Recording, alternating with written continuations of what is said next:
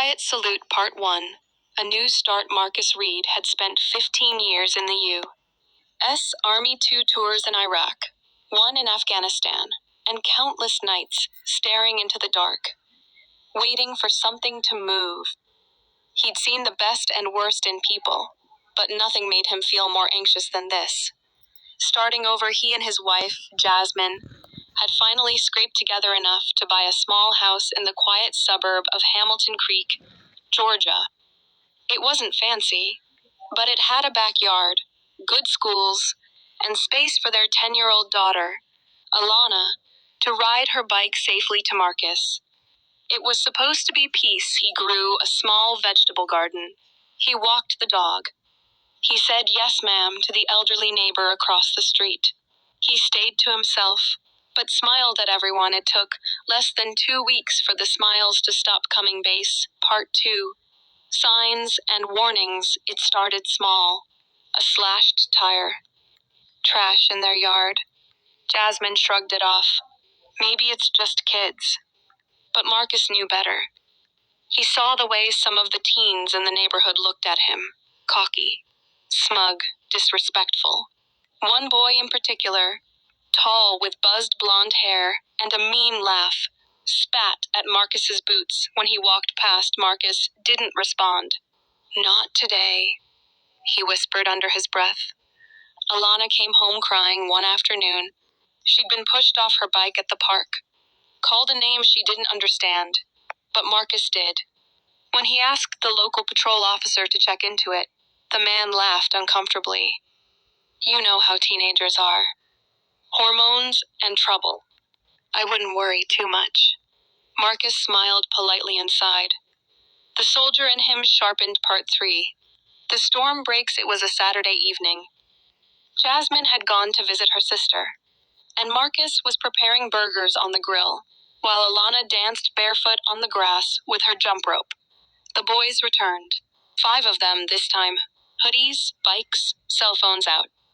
They stayed on the sidewalk, but hurled insults loud enough to be heard. One tossed a rock, grazing Marcus's shoulder. Another mimed shooting him. Say something, one boy yelled. Or you scared, Sergeant Boy. Alana stopped jumping. Her rope dropped to the ground. Marcus didn't move. His voice was even. Go home, they laughed. What are you gonna do? Call the cops? They ain't coming for you. They left before things escalated, but Marcus could feel it building. Part 4. A soldier prepares that night. Marcus didn't sleep.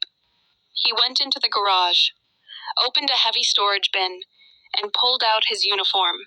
He brushed the patches. His rank, his name, his campaign medals. He hadn't worn it since retirement, but he kept it clean. Always ready. He didn't tell Jasmine. He didn't scare Alana. He just waited. 3 nights later. It happened at 2:13 a.m. A motion sensor tripped in the backyard.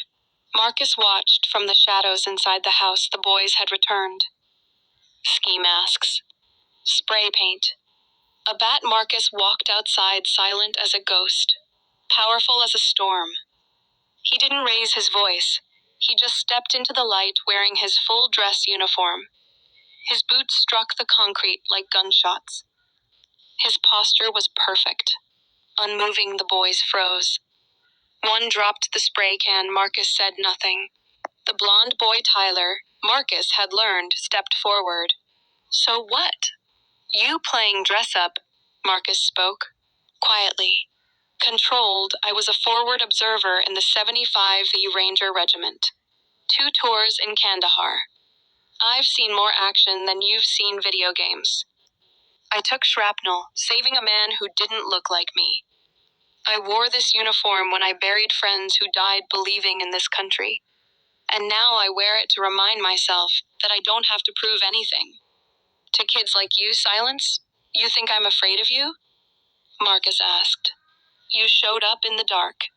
I fought in darker. Another moment of stillness.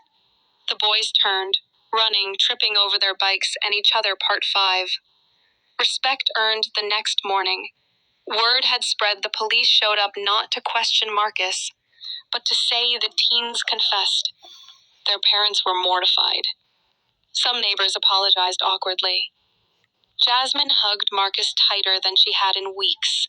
Alana drew a picture of her father in uniform and taped it to the front door, and Marcus, he returned the uniform to its case. But not before Alana asked, "Daddy, why didn't you yell at them?" Or scare them. Marcus knelt beside her, because power, he said, isn't about being loud. It's about knowing exactly who you are when they don't end. Let me know if you'd like this adapted into a screenplay, short film script, or expanded into a full novel outline.